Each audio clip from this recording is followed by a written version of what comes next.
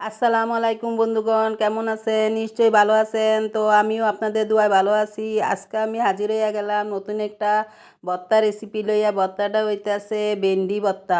তো অনেক দিন ধরেই খাইতে ইচ্ছা করতেছে, কিন্তু সময়ের জন্য খাইতে পারতাছি না। তো আজকে মনে করলাম একটু ভেন্ডি ভর্তা বানাইয়া ভাত খাই। তাই আজকে আমি ভেন্ডি ভর্তা করছি, এইটাই এখন আপনাদের লগে শেয়ার করবো। এই তো একটা খালি প্যান বসাইয়া দিছি, এটার ভিতরে ভেন্ডি ধুইয়া কুচু কুচু করে কাইটটা নিছিলাম। এটা এখন বসাইয়া দিছি সামান্য একটু পানি দিয়া সিদ্ধ হওয়ার লাগিয়া। এখন উপর থেকে নিচের থেকে উপরে নাড়াচাড়া কইরা লইতে আসি।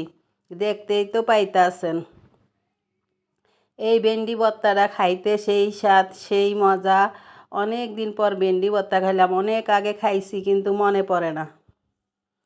এই তো আমার ভেন্ডিটা সিদ্ধ হয়ে আইছে, এখন আর একটু নাড়াচাড়া কইরা নিতে আসি।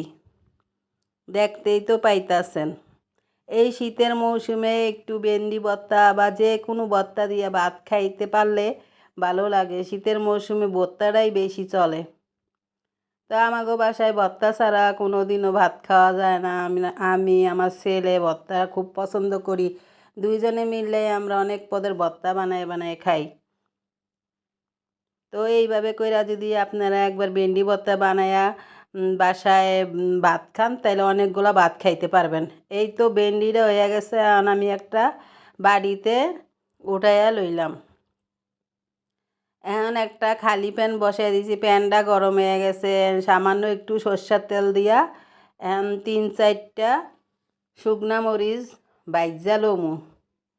এখন নাড়াচাড়া কইরা লইতাছি, উপর থেকে নিচের থেকে উপর কইরা লইতাছি। এই তো টস টস কইরা ভাজা হইয়া যাইতাছে। দেখতেই তো পাইতাছেন কি সুন্দর কালার চলে আইছে। এখন এইটারে নামাইয়া লমু। এই তো নামাইয়া নিছি। এখন এইটারে সুন্দর কইরা আগেই মশমশা থাকতে হাতে ডইল্লা বাইঙ্গা লইতে হইব, নাইলে পেঁয়াজের লগে দিলে এটা ভালো হইব না। মশমশা থাকতে আলাদা করে এই মরিচটা বাইঙ্গা লইতে হয়। এরপর আবার একটু লবণ দিয়া এটারে মাহায়া নিতে হয়।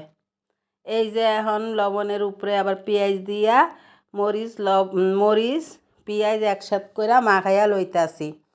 দর্শক, আমার এই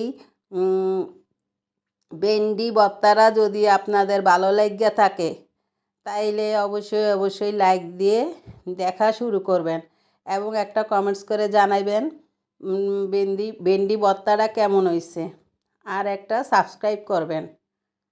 এই তো সরষের তেল দিয়া দিলাম উপর দিয়া। এই ভর্তাতে আবার সরষের তেল না দিলে আবার ভালো লাগে না। আপনারা এইভাবে করে একবার বাসায় ট্রাই করে দেখতে পারেন। কিছু কুচানো ধনিয়া পাতা কুচায় রাখছিলাম আগে থেকে, সেইটা আপনাদের সাথে শেয়ার করি নাই। এইটা এখন দিয়া দিলাম উপর দিয়া। এই তো আমার ভেন্ডি ভর্তাটা রেডি হয়ে গেছে। দেখতেই তো পাইতাছেন কি সুন্দর কালার চলে আইছে।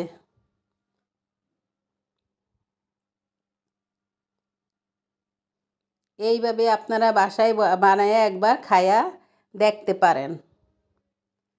আল্লাহ হাফেজ।